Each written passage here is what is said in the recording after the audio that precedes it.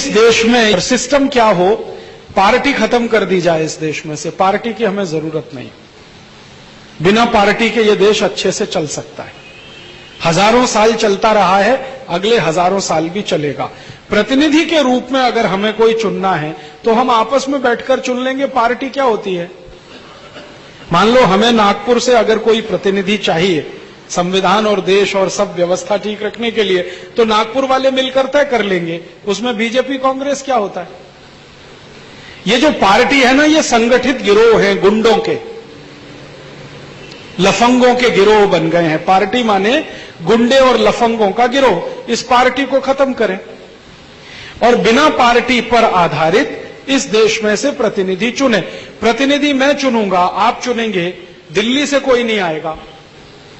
मैं नागपुर में रहता हूं, मुझे मालूम है कौन सा अच्छा व्यक्ति है जो मेरा एमपी होने लायक है, कौन सा व्यक्ति है जो एमएलए होने लायक है, कौन सा व्यक्ति है जो कॉर्पोरेटर हो सकता है, ये मैं समझता हूं। हम तय कर लेंगे। इसमें दिल्ली से कोई आए, चुनाव लड़के दिल्ली जाए, हमें ये व्यवस्था नहीं चलानी। तो अपने अपने प्रतिनिधि हम खुद चुन लें, जगह जगह भेज दें। वो प्रतिनिधि आपस में मिलकर किसी को प्रधानमंत्री चुन लें, किसी को वित्त मंत्री चुन लें, और जिसको हमने भेजा है उसको वापस भी हम बुला लें एक ही मिनट में। जो वो गुंडा निकले तो, बदमाश निकले तो, लुच्चा लफंगा निकले तो। ये नहीं कि 5 साल हम इंतजार करते रहें, दोबारा चुनाव आएगा तब उसको हराएंगे। ये 5 साल क्यों इंतजार करना? आज हमें मालूम है कि हमारा प्रतिनिधि गलत है, 2 मिनट में वापस बुला लें। जैसे घर के नौकर को बदल देते हैं, पता चला कि ये चोरी कर रहा है, 1 ही मिनट लगाते हैं निकालने में। ऐसे ही एमपी एमएलए को 1 ही मिनट लगना चाहिए संसद से बाहर निकालने में, विधानसभा से बाहर निकालने में। और ये सारा कंट्रोल लोगों के हाथ में रहे, प्रतिनिधि तो हमारे नौकर की तरह से काम करें, तो ये व्यवस्था ठीक चल जाएगी। ऐसा विकल्प है। स्वराज पुस्तक है, तो मैं स्वराज की गुजराती हिंदी, ये गुजराती अनुवाद है, ये हिंदी, और ये अंग्रेजी। ये अंग्रेजी है, ये हिंदी है, ये गुजराती है। इस किताब में एक भी गैजेट ड्राफ्ट नहीं है जिसको गैजेट में छापा जा सके और कोई भी समस्या का सॉल्यूशन आए। रो पीट के एक प्रोसीजर मुझे मिली, वो राइट टू रिकॉल सरपंच की। चैप्टर का नाम है ग्राम स्वराज के लिए कानून। चैप्टर का कोई नंबर नहीं दिया, सेक्शन का नंबर भी नहीं दिया। सेक्शन का टाइटल है सुझाव। ग्राम सभा सर्वोच्च होनी चाहिए और उसका सुझाव। और सुझाव में क्या लिखा है? यदि सरपंच ग्राम सभा की इच्छा का अनुपालन न करे तो ग्राम सभा उस सरपंच को वापस बुला सके। Right to recall sarpanch. कैसे? यदि आधे से ज्यादा मतदाता सरपंच में अविश्वास व्यक्त करते हुए अपने हस्ताक्षर युक्त नोटिस राज्य निर्वाचन आयोग को सौंपते हैं, तो राज्य निर्वाचन आयोग 15 दिन के भीतर सभी हस्ताक्षरों की सत्यापित कराकर 1 महीने के भीतर सत्यापन के बाद महाभियोग के लिए गुप्त मतदान करवाए। अविश्वास मत सफल होने पे सरपंच को उसके पद से हटा दिया जाए, नया सरपंच चुनने के लिए दोबारा मतदान किया जाए। अब ग्राम सभा की संख्या बढ़ के आजकल हो गई है 5000, 7000, कुछ ग्राम सभाएं हैं 10,000। जब एक पेज में मान लो 30 सिग्नेचर आते हैं तो 1000 पेज के लिए आपको 30 पेज चाहिए। 15,000 का गांव है, मैंने 8,000 सिग्नेचर इकट्ठे किए तो 240 पेज का थप्पा हो गया। आधे लोगों को गांव में साइन करना आता नहीं है। जो लिटरेसी रेशियो है 18 से ऊपर की एज का इंडिया के अंदर, वो है 65%, यानी उनको सिर्फ हस्ताक्षर करना आता है। अर्बन एरिया में ज्यादा है, रूरल एरिया में कम है। अधिकतर रूरल एरिया में 50% लोगों को साइन करना नहीं आता, तो 50% सिग्नेचर आएंगे कैसे? वो अंगूठा का निशान लगाएंगे। दूसरा, ये जो स्टेट इलेक्शन कमिश्नर है वो दिल्ली में, वो गांधी स्टेट कैपिटल में बैठता है, गांधीनगर में या बॉम्बे में या जो भी राज्य की कैपिटल है वहां बैठता है। उसको कागज जाएगा, उसके पास सिग्नेचर के स्पेसिमेन तो है नहीं, वो वेरीफाई कैसे करेगा? ये वोटर लिस्ट है, ये वोटर लिस्ट होता है उसके पास।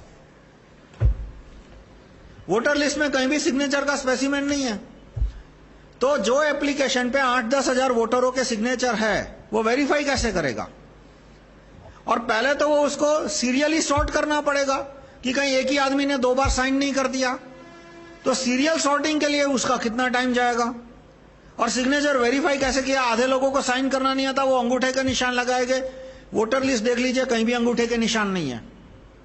और अंगूठे का निशान कंपेयर करने के लिए तो फॉरेंसिक एक्सपर्ट चाहिए।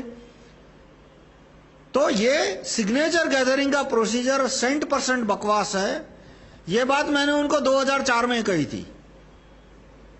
Right to recall, information commissioner पे राइट टू रिकॉल होना चाहिए, वो ऐसा लेटर मैंने उन्हें 2004 में भेजा था। तब मैंने उसमें एक्सप्लेन किया था कि जो करना हो करना, पर इंडिया में राइट टू रिकॉल का प्रोसीजर रखना है तो सिग्नेचर का प्रोसीजर मत रखना। वो अमेरिका ने सिग्नेचर का प्रोसीजर रखा था कब? 1780 में, क्योंकि तब उनके पास और कोई विकल्प नहीं था। तो मैंने विकल्प में भी दिया था कि व्यक्ति खुद पटवारी की कचहरी में जाए, यस नो रजिस्टर कराए, और उसके बाद जैसे जैसे टेक्नोलॉजी इंप्रूव होती गई, इसमें उसके बावजूद भी ये घिसा पिटा सिग्नेचर का प्रोसीजर रखा गया। अब ये सिग्नेचर का प्रोसीजर एमएलए के लिए कैसे काम आएगा? एमएलए की कंस्टिट्यूएंसी में 2.5 लाख वोटर होते हैं। अब 1.25 लाख लोगों का सिग्नेचर इकट्ठा करोगे, इट्स अ लॉजिस्टिक नाइटमेयर। वो कंपेयर कैसे करेगा? और 1.25 लाख में से 2-5 हजार सिग्नेचर फर्जी निकले, मैंने साइन कर दिया और बाद में मैं ही बोलता हूं कि ये मेरा सिग्नेचर नहीं है, कैसे प्रूव होगा? आदमी पटवारी की कचहरी में खुद जा रहा है, उसका पटवारी का कंप्यूटर उसका फोटो ले रहा है, फिंगरप्रिंट ले रहा है, तो आदमी मुकर नहीं कर सकता कि ये मेरा सिग्नेचर नहीं है। और 2-5 लोग मुकर गए तो कोई फर्क नहीं पड़ेगा लाख में से। तो ये सिग्नेचर का प्रोसीजर घटिया है और उसके बावजूद भी इसमें रखा है। यानी कि एमपी के लिए क्या करोगे? 15 लाख वोटर होते हैं, 7.5 लोगों का सिग्नेचर इकट्ठा करोगे तो ये, हाँ। और पीएम के लिए राइट टू रिकॉल, पीएम या तो सुप्रीम कोर्ट के जज जो इतने भ्रष्टाचार है, उसके लिए देश में 80 करोड़ वोटर है, तो क्या 40 करोड़ का सिग्नेचर इकट्ठा करोगे? ये सब बकवास प्रोसीजर है। और मैं उनके कार्यकर्ताओं को बहुत रिक्वेस्ट करता हूं कि आप प्रोसीजर पे ध्यान दीजिए, क्योंकि एंड में मैं दोबारा बोलता हूं, अरविंद गांधी का गेम क्या है, अरविंद भाई का, सॉरी अरविंद गांधी नहीं, अरविंद भाई का गेम क्या है कि वो राइट टू रिकॉल का एकदम घटिया प्रोसीजर सिग्नेचर वाला डाल देना चाहते हैं, ताकि लोग खुद कहे कि ये बकवास प्रोसीजर और इस तरह से पूरा राइट टू रिकॉल का कंसेप्ट बदनाम हो जाए। और ये गेम शांति भूषण ने 1977 में खेला था। 1977 में शांति भूषण जब लॉ मिनिस्टर बने, क्योंकि वो 74 से राइट टू रिकॉल का प्रचार करते थे, प्रशांत भूषण के पिताजी, तो शांति भूषण 1974 में राइट टू रिकॉल का बहुत प्रचार करते थे। जब वो लॉ मिनिस्टर बने तो उन्होंने एक कमेटी बिठा दी और कमेटी ने फाइनली सिग्नेचर वाला प्रपोज दिया। तो लोग थू करने लगे कि भाई एमपी को नौकरी से निकालना है तो क्या 10% लोगों के सिग्नेचर लाओ। और उस समय तो सिर्फ 35% लोगों को सिग्नेचर करना आता था 1974 में। इसका मतलब कि जो लोगों को सिग्नेचर करना नहीं आता वो प्रोसेस में आ ही नहीं सकते। और 10% लोगों के सिग्नेचर तो किसी भी दिन इकट्ठा हो जाएंगे, तो बार बार रिकॉल होगा। इसलिए उन्होंने ऐसा प्रोसीजर राइट टू रिकॉल का प्रपोजल में ला दिया कि लोग खुद उस पर थू करने लगे, और फिर राइट टू रिकॉल का कंसेप्ट पूरा बदनाम हो गया। 30 साल के लिए मूवमेंट टल गई।